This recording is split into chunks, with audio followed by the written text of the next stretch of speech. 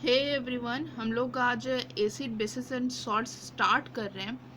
अब ये चैप्टर आप जब बुक में खोल कर देखोगे तो बहुत सारी इक्वेशंस दिखेंगे, लगेगा कि कितना रटना है। वैसे रटना है, हम ये इस चैप्टर में नहीं बोल सकते कि सब कुछ समझना ही है। इसमें कुछ कुछ चीज़ रटना है, मगर क्या रटना है वो भी पता होना चाहिए ना, वरना सब कुछ बैठ के रटने बैठ जाएंगे तो फिर तो हो गया, मतलब बहुत ज़्यादा टाइम निकल जाएगा और एग्ज़ाम में पूछेगा भी नहीं। तो वो पता होना चाहिए कि क्या रटना है क्या नहीं रटना है। तो वो चीज़ मैं बता दूंगी, क्योंकि मैंने सिलेबस और प्रीवियस ईयर पेपर इस लेक्चर को बनाने से पहले दोनों को अच्छे से देखा है, तब समझा है मैंने कि क्या रटना है क्या नहीं रटना है, और वो मैं बता दूंगी क्या रटना है क्या नहीं रटना है। तो स्टार्ट करते हैं चैप्टर को। अच्छा, इंट्रोडक्शन में लिखा है, इंट्रोडक्शन में हल्का सा इंट्रोडक्शन दिया है कि एलिमेंट्स जो होते हैं वो कंबाइन होते हैं फिक्स्ड रेशियो में, ताकि वो एक कंपाउंड का फॉर्मेशन कर पाए। जैसे कि HCl क्या है, एक कंपाउंड है। अब HCl को फॉर्म करने के लिए जो रेशियो है 1:1 का रेशियो है। अगर कुछ भी रेशियो अगर हम लोग चेंज किए, सपोज H2Cl कर दिए, तो क्या ये हाइड्रोक्लोरिक एसिड है? बिल्कुल नहीं, ये तो पता नहीं क्या बन गया। तो इसीलिए एक फिक्स्ड रेशियो में जब एलिमेंट्स कंबाइन होते हैं तब कंपाउंड का फॉर्मेशन करते हैं। अब जो कंपाउंड है वो तीन तरह के हो सकते हैं, एसिड, बेसिस एंड सॉल्ट्स। जैसे कि HCl क्या हो गया, हाइड्रोक्लोरिक एसिड, ये तो एसिड हो गया। NaOH क्या हो जाएगा, बेस हो जाएगा। और NaCl क्या हो जाएगा, सॉल्ट हो जाएगा। इस तरीके से हम सारे कंपाउंड्स को एसिड, बेस, सॉल्ट में क्लासीफाई कर सकते हैं। अब क्लासीफाई तो कर दिए, लेकिन हम लोग को पता कैसे चलेगा कि कौन सा एसिड है, कौन सा बेस है, कौन सा सॉल्ट है? तो एसिड को पहचानने का एक तरीका है कि उसका शावर टेस्ट होता है, थोड़ा खट्टा सा होगा। बेस को अगर हम लोग टच करेंगे तो वो उस साबुन की तरह वो फील देगा। और इसका टेस्ट बिटर होता है, तीखा सा, अच्छा नहीं होता। अब अच्छा नहीं होता क्योंकि मैंने बचपन में साबुन खा लिया था इसलिए मुझे पता है कि अच्छा नहीं होता है। अच्छा, पर बहुत छोटे थे उस समय हम। अच्छा, अब सॉल्ट में देखते हैं। Salt is a product formed by combination of acid and bases. तो सॉल्ट जो है वो एसिड और बेस को जब हम लोग कंबाइन करते हैं तब सॉल्ट का फॉर्मेशन होता है। जैसे कि हम लोग का जो नॉर्मल सॉल्ट है उसका फॉर्मूला क्या होता है, NaCl, जो हम लोग घर में हम लोग का जो नमक होता है। तो ये नमक कैसे बनता है, जैसे कि HCl एक एसिड है और NaOH एक बेस है। ये एसिड और बेस जब आपस में मिलेंगे ना तो ये NaCl साथ में आ जाएगा, ये NaCl साथ में आ जाएगा प्लस H2O। तो यहाँ हम लोग क्या देखें, एसिड और बेस मिलके क्या बना रहा है, सॉल्ट प्लस वाटर। ठीक है। अब एक बहुत इंपॉर्टेंट बात लिखा हुआ है कि अब ऐसा मत नहीं कर सकते हम लोग कि एसिड है कि बेस है जानने के लिए उसको टच कर दें या फिर टेस्ट कर ले, क्योंकि बहुत सारे एसिड और बेस इतने हार्मफुल होते हैं कि हम लोग उनको टेस्ट नहीं कर सकते और टच भी नहीं कर सकते, वरना वो हम लोग को बहुत ज़्यादा नुकसान पहुंचा सकते हैं, हम लोग की स्किन को जला तक सकते हैं, है ना। तो अब एसिड बेस को तब इस केस में कैसे पहचाने, तब हम लोग इंडिकेटर्स का यूज़ करते हैं। इंडिकेटर्स में हम लोग लिथमस पेपर यूज़ कर सकते हैं या फिर कोई कलर कोई केमिकल यूज़ कर सकते हैं जिसमें हम लोग एसिड डालेंगे तो अपना कलर चेंज कर देगा, जिससे हम लोग को पता चल जाएगा कि एसिड है कि बेस है। पर वो डिटेल हो जाएगा, उस जब आएगा तब हम लोग उसके बारे में देखेंगे। पर इतना जान लेते हैं कि एसिड बेस पहचानने के लिए हम लोग इंडिकेटर का यूज़ करते हैं। अब यहाँ पे हम लोग एसिड बेस सॉल्ट का डेफिनेशन देख रहे हैं। ये दो साइंटिस्ट ने मिलके एसिड बेस और सॉल्ट को डिफाइन करने की कोशिश किया है। आप ये डेफिनेशन देख सकते हो। वैसे कि हम लोग जैसे जैसे एसिड बेस और सॉल्ट जब पढ़ेंगे तब हम लोग फिर से डेफिनेशन देखने वाले हैं। तो यहाँ पे बस इतना हम लोग देख लेते हैं कि ये किस बेसिस पे डिफाइन करके रखे हैं एसिड बेस और सॉल्ट को। इन लोगों ने उस एसिड बेस और सॉल्ट के कंस्टिट्यूएंट पे ज़्यादा फोकस किया, जैसे कि एसिड में कंपल्सरली हाइड्रोजन होना चाहिए, बेस में मेटेलिक ऑक्साइड होना चाहिए, इस तरीके से। तो हम लोग जैसे जैसे पढ़ते जाएंगे वैसे वैसे डेफिनेशन भी देखेंगे। तो आज हम लोग एसिड शुरू कर रहे हैं, तो हम लोग आज एसिड का डेफिनेशन मतलब ध्यान से देखेंगे, और उसकी डेफिनेशन से भी क्वेश्चन बनता है। हम क्वेश्चन ज़रूर दिखाएंगे, क्योंकि अगर क्वेश्चन नहीं देखेंगे ना तो ये चैप्टर मतलब बस ऐसे बोल के नहीं होगा। तो क्वेश्चन देखना बहुत ज़्यादा ज़रूरी हो जाता है यहाँ पे। तो शुरू करते हैं। एसिड शावर टेस्ट होता है, पता है, यहाँ पे दे रखा है। अब ये देख के लगता है अरे बाप रे रटना पड़ेगा। है ना, ये नेचुरली ऑकरिंग सब्सटेंसेस है और उनमें कौन सा एसिड पाया जाता है। ये अगर आप क्यूरियस है जानने के लिए तो आप इसको पढ़ सकते हैं, पर बैठ के रट्टा मारने का ज़रूरत ही नहीं है। मैंने प्रीवियस ईयर पेपर चेक किया है, इस वाले सेक्शन से क्वेश्चन नहीं पूछा गया है, और साथ में सिलेबस में भी ऐसा कुछ मेंशन नहीं करके रखा है कि नेचुरली ऑकरिंग इस सब्सटेंस में कौन कौन सा एसिड होता है वो बताना है। ठीक है, तो ये वाला सेक्शन अगर आप क्यूरियस हो तो ज़रूर पढ़ सकते हो जानने के लिए, इन्फॉर्मेशन के लिए, वरना इसको छोड़ भी सकते हो। अब आते हैं एसिड का डेफिनेशन, जो कि आप बिल्कुल नहीं छोड़ सकते हो, बिल्कुल भी नहीं। अब एसिड को हम लोग कैसे डिफाइन करते हैं ज़रा देखते हैं। एसिड वो कंपाउंड्स होते हैं जिनमें एटलीस्ट एक या एक से ज़्यादा हाइड्रोजन एटम होना चाहिए, मतलब एसिड में पक्का हाइड्रोजन होना ही चाहिए, ये पहला कंडीशन है। पर क्या सिर्फ हाइड्रोजन होने से वो एसिड हो जाएगा? तो क्या H2O भी एसिड है? नहीं, H2O तो पानी है, तो सिर्फ हाइड्रोजन होने से एसिड नहीं हो जाएगा, और भी कंडीशन फुलफिल करना होगा। क्या दूसरा कंडीशन है कि अगर हम लोग उस सब्सटेंस को पानी में डालें तो वो हाइड्रोनियम आयन का फॉर्मेशन करे, the only positive charge ion. वो जब हम लोग उस एलिमेंट को जब हम लोग उस कंपाउंड को पानी में डिज़ोल्व करें तो वो जो पॉजिटिव चार्ज फॉर्म हो वो हाइड्रोनियम आयन फॉर्म हो। ये दूसरा इम्पॉर्टेंट कंडीशन है एसिड को पहचानने के लिए। ठीक है, तो एसिड को हम लोग कैसे डिफाइन करेंगे? Acid are defined as compounds which contain one or more hydrogen atoms and when dissolved in water produce hydronium ions, the only positive charged ions। अभी हाइड्रोनियम आयन हम लोगों ने केमिकल बॉन्डिंग वाले चैप्टर में जब coordinate bond पढ़ रहे थे तब हम लोग हाइड्रोनियम आयन और अमोनियम आयन पढ़े थे ना, तो इन दोनों चैप्टर को मिक्स करके भी क्वेश्चन पूछा गया, हम दिखाएंगे अभी जस्ट थोड़ी देर में वो क्वेश्चन दिखाएंगे कैसे पूछा है।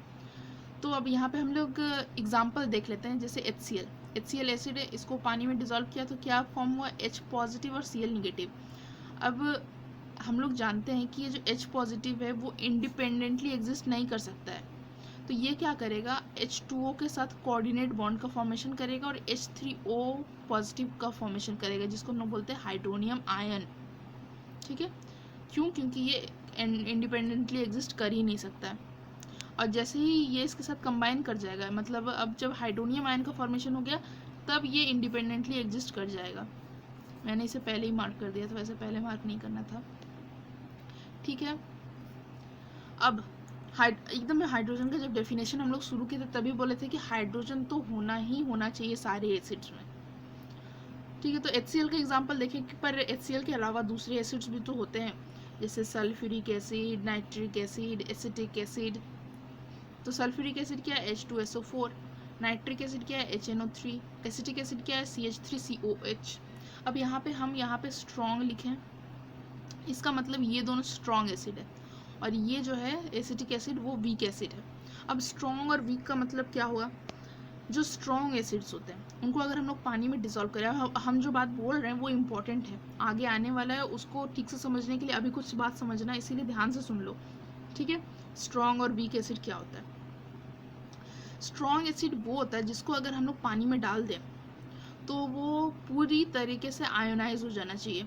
मतलब कि अगर सपोज यहाँ पे एक मॉलिक्यूल दिखना है H2SO4 का, अगर हम लोग के पास 100 मॉलिक्यूल भी है H2SO4 का, तो अगर हम लोग उसको पानी में डालें तो पूरा का पूरा 100 मॉलिक्यूल जो है वो आयंस में कन्वर्ट हो जाना चाहिए, उसको हम लोग बोलेंगे स्ट्रॉन्ग। वीक का केस में क्या है? वीक में अगर हम लोग 100 मॉलिक्यूल्स लिए एसिटिक एसिड का, तो ज़रूरी नहीं है कि सबका सब आयोनाइज हो जाएगा, उसमें से मान लो कि कुछ आयोनाइज हुआ और कुछ CH3COH के फॉर्म में ही रह गया, इस तरीके से टूटा नहीं, तो उसको हम लोग बोलते हैं वीक एसिड। ठीक है, अब यहाँ पे बोला है the hydrated hydrogen ion. Hydrated hydrogen ion मतलब क्या?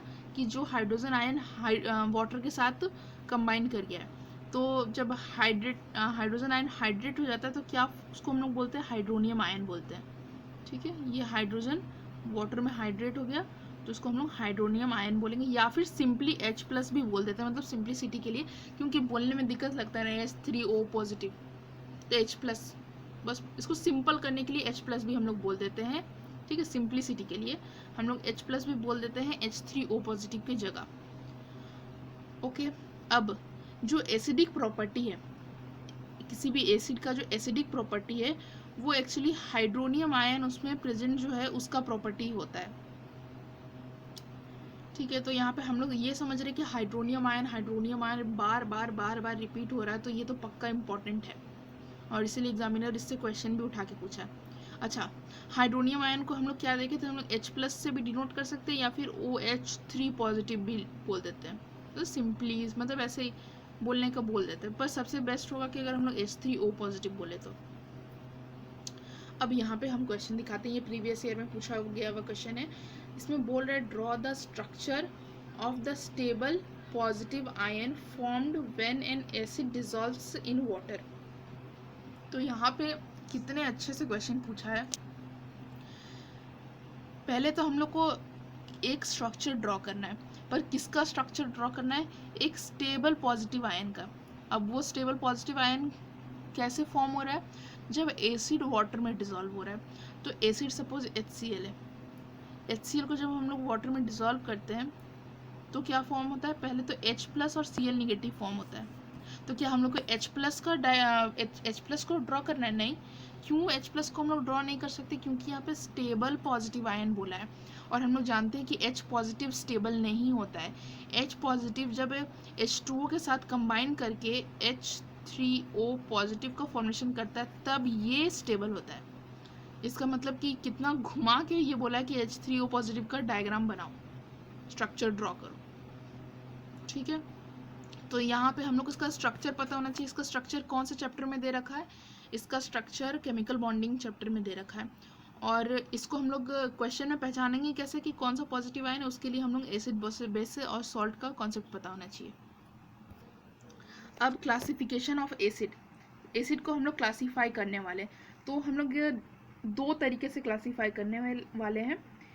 एक उसके सोर्स पे डिपेंड होगा और दूसरा उसके बेसिसिटी पे डिपेंड होगा। तो बेसिसिटी वाला आज नहीं करेंगे वरना बहुत ज़्यादा कॉम्प्लिकेटेड हो जाएगा। आज हम लोग उसके सोर्स पे कैसे उसको क्लासीफाई कर सकते हैं वो देखते हैं।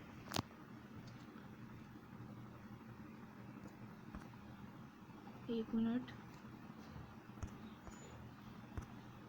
तो डिपेंडिंग ऑन देयर सोर्सेस, तो अगर हम लोग सोर्स के आधार पे देखें तो दो तरह के एसिड्स होते हैं, एक ऑर्गेनिक एसिड, दूसरा इनऑर्गेनिक एसिड। इस वाले स्लाइड में ऑर्गेनिक ही दिख रहा है पर नेक्स्ट स्लाइड में इनऑर्गेनिक भी है। तो ऑर्गेनिक एसिड क्या होता है, ऐसे एसिड जो हम लोग को प्लांट से मिलते हैं उनको हम लोग बोलते हैं ऑर्गेनिक एसिड। तो हम लोग तो यहाँ पे सोर्स के आधार पे ही डिफ्रेंशिएट कर रहे हैं, तो यहाँ पे ऑर्गेनिक एसिड का सोर्स क्या हो गया, प्लांट्स। अब इसमें एक चीज़ पक्का है कि इसमें कार्बन होगा, जितना भी ऑर्गेनिक एसिड होगा उसमें कार्बन होना ही होना है। अब जैसे कि इसका example oxalic acid, acetic acid, formic acid.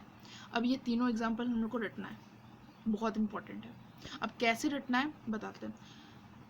ये पहली बात तो ये पता होना चाहिए कि ऑक्जेलिक एसिड मतलब कि ऑर्गेनिक एसिड का एग्जाम्पल कौन कौन है। तो ऑर्गेनिक एसिड का एग्जाम्पल ऑक्जेलिक एसिड है, एसिटिक एसिड है और फॉर्मिक एसिड है। इस तरीके से याद होना चाहिए।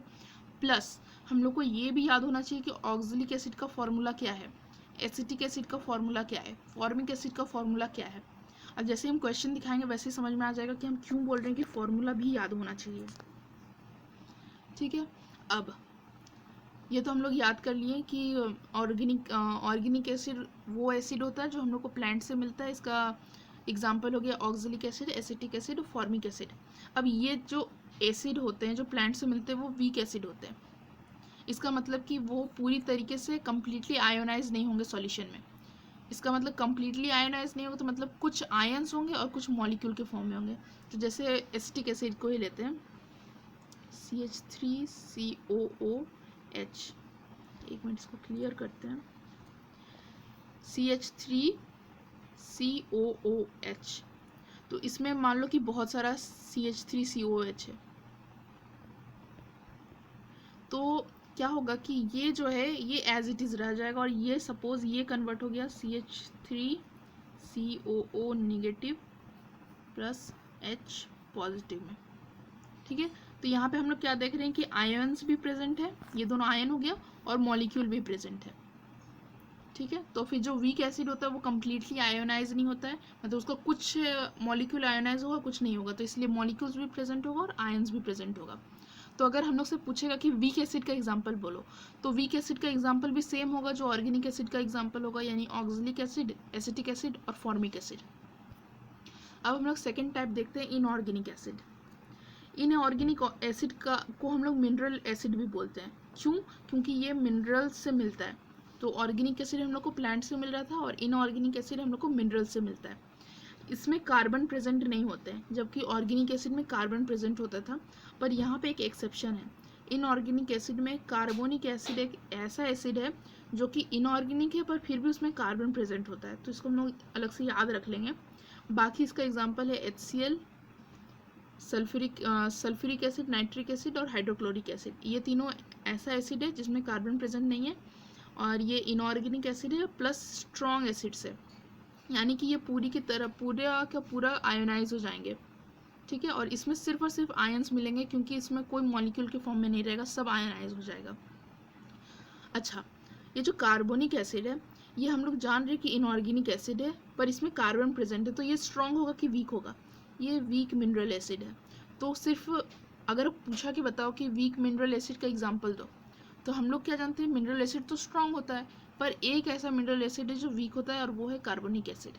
और ये ions as well as molecule के फॉर्म में होगा, क्योंकि वीक है तो आयन और मॉलिक्यूल दोनों के फॉर्म में होगा। ये क्या करेगा, ये ब्लू लिटमस पेपर को पिंक में कन्वर्ट करेगा। अब ये वीक है इसीलिए नॉन कोरोसिव होगा, मतलब हम लोग के लिए खतरनाक नहीं होगा, और सॉफ्ट ड्रिंक्स में भी इसको यूज़ किया जाता है। अब इनऑर्गेनिक एसिड को भी हम लोग अलग अलग थोड़ा सा डिफ्रेंशिएट कर सकते हैं, जैसे कि यहाँ पे हम लोग देखते हैं ये दोनों जो है सल्फ्यूरिक एसिड और नाइट्रिक एसिड, इसमें ऑक्सीजन प्रेजेंट है। ठीक है, इन दोनों में ऑक्सीजन प्रेजेंट है, जबकि HCl में ऑक्सीजन प्रेजेंट नहीं है। तो इस आधार पे ऑक्सीजन प्रेजेंट है कि नहीं, उस पर हम लोग इनऑर्गेनिक एसिड को दो ग्रुप में कन्वर्ट मतलब कि क्लासीफाई कर सकते हैं। पहला ऑक्सी एसिड्स और दूसरा हाइड्रा एसिड्स। ऑक्सी एसिड्स ऐसे एसिड्स हैं जिसमें ऑक्सीजन और हाइड्रोजन दोनों प्रेजेंट हो, जैसे नाइट्रिक एसिड, सल्फ्यूरिक एसिड। और हाइड्रा एसिड क्या है, जिसमें हाइड्रोजन तो हो पर कोई दूसरा नॉन मेटल हो पर ऑक्सीजन ना हो, जैसे कि HCl में ऑक्सीजन नहीं है, HBr में भी ऑक्सीजन नहीं है, तो इसको हम लोग हाइड्रा एसिड्स बोलेंगे। अब ये question, the acid which contains 4 hydrogen atom. अब हम लोग को दे दिया है नाम, फॉर्मूला तो दिया है नहीं। अब हम लोग को इसका फॉर्मूला पता नहीं होगा तो हम लोग कैसे बताएंगे कि कौन सा है जिसमें 4 हाइड्रोजन एटम होते हैं? तो इसका आंसर होगा एसिटिक एसिड, क्योंकि एसिटिक एसिड का फॉर्मूला है CH3COH। तो इसमें कितने हाइड्रोजन हो गए, एक यहाँ पे और 3 यहाँ पे, 4।